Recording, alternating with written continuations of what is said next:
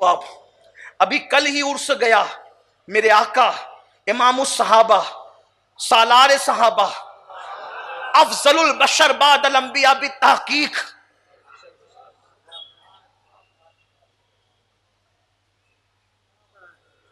امت مسلمہ کا محسن اعظم یار غار مصطفیٰ رفیق مزار مصطفیٰ سیدنا ابو بکر صدیق رضی اللہ تعالیٰ عنہ.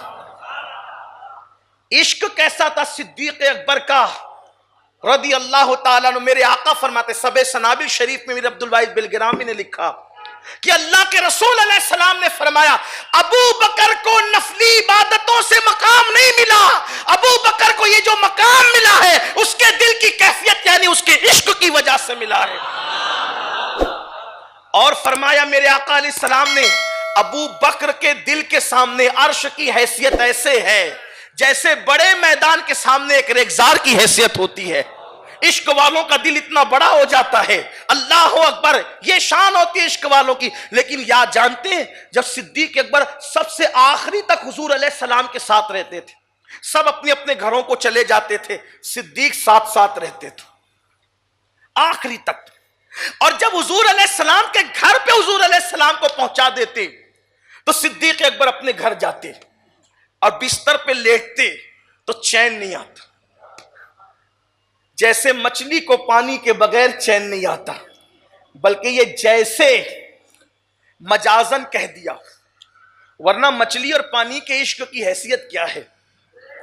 مچھلی کو پانی سے دور کیا جا سکتا ہے, لوگ کر دیتے ہیں, لیکن صدیق وہ ہے, توجہ آپ کی, مچھلی کو مار کر لوگ پانی سے دور کر لیتے ہیں, لیکن صدیق اس عاشق کا نام ہے جو موت کا مزہ چکھ کر بھی اپنے نبی سے دور نہ ہوا.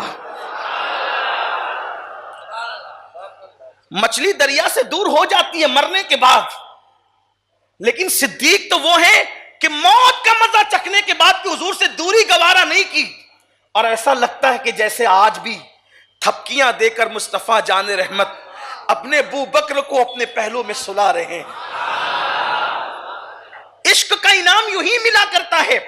تو سیدنا صدیق اکبر رضی اللہ تعالیٰ عنہ جب حضور علیہ السلام کو ان کے گھر پہنچا کر اپنے گھر جاتے اور بستر پہ لیٹتے, بستر پہ لیٹنے کے بعد سیدنا ابو بکر صدیق کو چین نہیں آتا, بیوی دیکھ کر چین نہیں آتا, بچے دیکھ کر چین نہیں آتا, گھر دیکھ کر چین نہیں آتا, بلکہ پھر صدیق کیا کرتے, اتنی رات کو اپنے گھر سے نکل جاتے اور اپنے گھر سے نکلنے کے بعد مصطفیٰ جان رحمت کے حجرے کے پاس تشریف لاتے, اور آنے کے بعد سیدنا صدیق اکبر دیکھتے کہ حجرے کا پردہ گر چکا ہے, یعنی پردہ ڈال دیا گیا ہے, اب حضور کو جا کر کے کیا تکلیف دوں, کیا اذیت پہنچاؤں. تو صدیق اکبر مصطفیٰ جان رحمت کے دروازے پر بیٹھ جاتے اور پوری رات حضور کے دروازے پر صدیق گزار دیتے. حضرت محبوب الہی کہتے ہیں کبھی یہ رخسار ابو بکر صدیق جو ہے نبی کی چوکھٹ پہ رکھتے, کبھی یہ رخسار نبی کی چوکھٹ پہ رکھتے. دیکھو سجدے میں اور جبی سائی کرنے میں فرق ہے. اللہ اکبر, سجدہ کہتے ہیں پیشانی کو, ناک کو, ہاتھ کو, گھٹنوں کو, پیروں کو, گھٹنے کی انگلیوں, پیروں کی انگلیوں کو زمین پر رکھ کر نیت کرنا کہ میں سجدہ کر رہا ہوں, اس کو کہتے ہیں سجدہ. اور تعظیماً جبی سائی کس کو کہتے ہیں, اللہ اکبر, اپنا چہرہ, اپنا رخسار یار کی چوکھٹ پہ رکھ دینا کہ میں سجدہ نہیں کر رہا ہوں بلکہ اس پر میں عمل کر رہا ہوں. اسی کو تو حضور مفتی اعظم کہتے ہیں کہ سنگے در جانا پر کرتا ہوں جبی سائی, سجدہ نہ سمجھ نجدی, سر دیتا ہوں نذرانہ.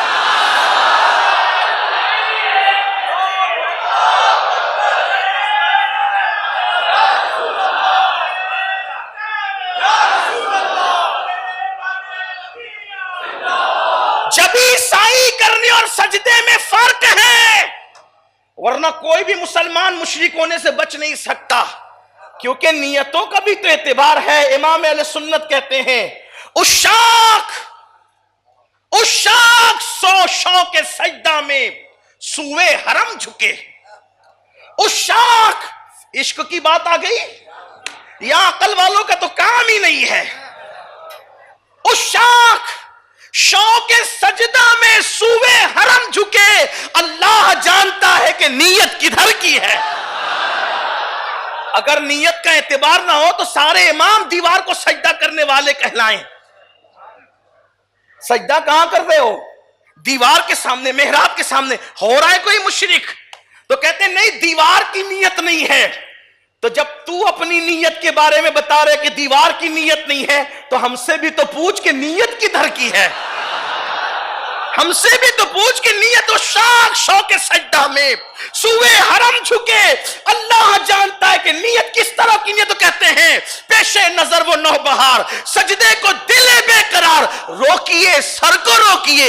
ہاں یہی امتحان ہے. اور اگر بات کرتے ہو کہ سجدہ کرتے ہیں، ہم کہتے ہیں ٹھیک ہے ہاں کرتے کس طرح کرتے؟ تو کہا وہ ایسے کرتے ہیں پیشانی کو خبر نہیں ہوتی، سجدہ کوئی اور کرتا ہے، اور حکم شرع تو پیشانی پر ہے کسی اور پر نہیں ہے. وہ کون کرتا ہے سجدہ؟ تو ہم یہ کہتے ہیں اے شوق دل، یہ سجدہ اگر ان کو روا نہیں ہے، اے شوق دل یہ سجدہ گر ان کو روا نہیں، اچھا وہ سجدہ کیجئے کہ سر کو خبر نہ ہو. اچھا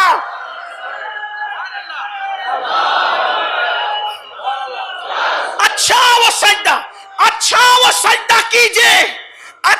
سجدہ کیجئے کہ سر کو خبر. سجدہ کوئی کر جاتا ہے لیکن سر کو خبر نہیں ہوتی، اور حکم شرع تو سر پر ہے، لیکن ایک مقام پر سر بھی کر جاتا ہے.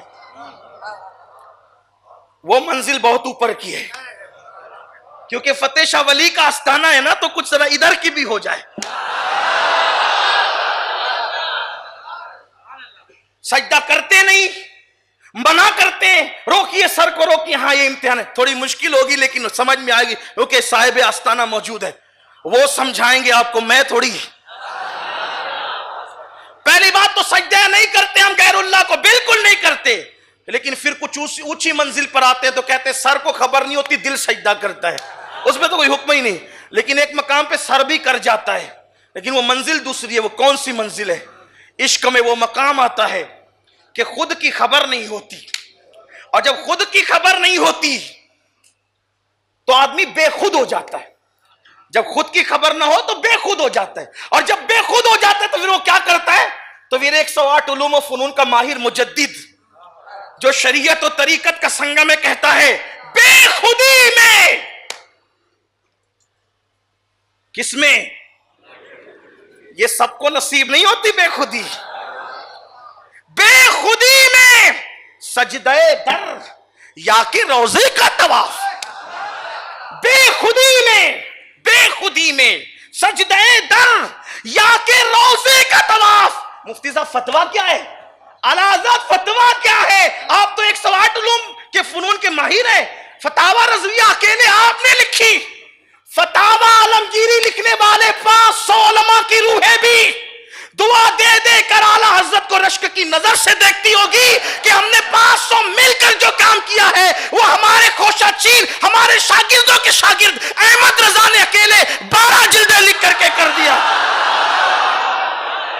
الزبدۃ الزکیہ کا مصنف ان سے پوچھا جائے، زبدۃ الزکیہ کے مصنف سے پوچھا جائے بے خودی میں سجدہ در یا کہ روزے کا طواف، کعبے کا نہیں روزے کا طواف. مگر بے خودی کا خیال رکھنا اور بے خودی سمجھنا کسی سے. بے خودی میں سجدہ در یا کہ روزے کا طواف، جو کیا اچھا کیا پھر تجھ کو کیا، جو کیا اچھا کیا، تجھ کو کیا، کس کو؟ تجھ کو کیا. یہ تجھ کو کیا کس کو کہا جائے تو پھر کہتے تیری دوزخ تے تو کچھ چھینا نہیں، جو کیا اچھا کیا، تیری دوزخ سے تو کچھ چھینا نہیں، خلد میں پہنچا رضا پھر تجھ کو کیا.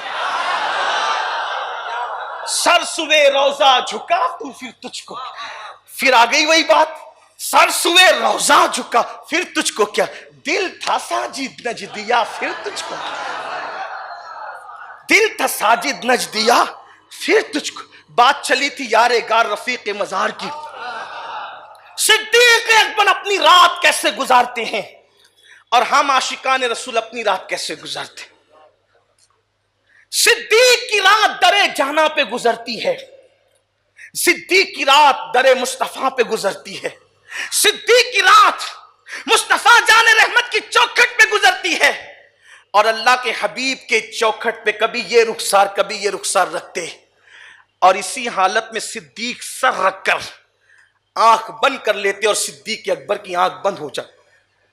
جب آنکھ بند ہوتی تو سیدنا صدیق اکبر صبح کے وقت یہ منظر دیکھتے کہ مصطفیٰ جان رحمت صلی اللہ علیہ وآلہ وسلم نے اپنے در اقدس سے پردہ ہٹایا اور ہٹا کر دیکھا کہ ابو بکر پڑے ہوئے ہیں در مصطفیٰ پہ.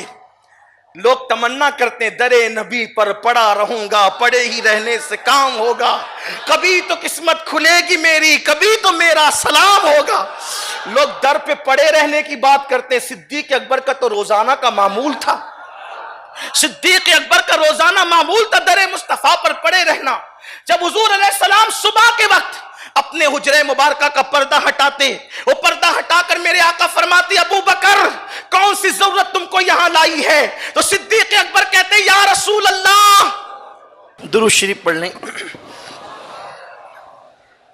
اللہ رب محمد صلی اللہ علیہ وسلم نحن عباد محمد صلی اللہ علیہ وسلم صلاۃ و سلام علیک یا رسول اللہ صلی اللہ تعالی علیک وعلی آلک و اصحابک و بارک وسلم دائما ابدا ابدا. الحمدللہ ہماری محفل کے روح رواں، جان محفل، شان محفل، اور ہماری بھی خطیب، ہمارے قائد، ہمارے امیر تشریف لا چکے ہیں. اور میں اکثر آپ سے یہی کہتا ہوں کہ آب آمد تیمم برخاست. جب پانی آ جائے تو تیمم خود بخود ٹوٹ جاتا ہے. تو اب اپنی بھی حیثیت نہیں ہے کہ میں قبلہ قائد محترم کے سامنے لب کشائی کروں، اس لیے کہ جس سے سیکھتے ہیں ان کو سبق سناتے ہیں، ان کے سامنے تقریریں نہیں کی جاتی. بہرحال میں اپنی گفتگو کو یہیں پہ تمام کرتا ہوں وہ دو جملوں پر کہ میرے آقا صلی اللہ علیہ وآلہ وسلم پوچھتے ابو بکر کون سی ضرورت تم کو یہاں لائی؟ تو صدیق اکبر کہتے یا رسول اللہ آپ کے بغیر چین نہیں آتا گھر میں، اس لیے آپ کی چوکھٹ پہ آ جاتا ہوں تاکہ جب صبح ہو ابو بکر سب سے پہلے اگر کسی کا چہرہ دیکھے تو اپنے آقا مصطفیٰ جان رحمت کا چہرہ دیکھے، اور حضور کی نظر سب سے پہلے جس پر پڑے غلاموں میں وہ ابو بکر صدیق پر پڑے. میری گزارش ہے اس عاشق کی رات دیکھیں اور اپنی رات دیکھیں اور پھر سوچیں کہ ہم کیسے عاشق. آقا فرماتے صلی اللہ علیہ وآلہ وسلم کہ جو مجھ سے عشق کا دعویٰ کرے اور پوری رات سوتا رہے وہ جھوٹا ہے اپنے دعوے کے اندر. کاش ہم بھی اپنی راتوں کو اللہ کی عبادت میں، حضور کی محبت میں، حضور علیہ السلام پہ درود و سلام پڑھتے ہوئے گزاریں.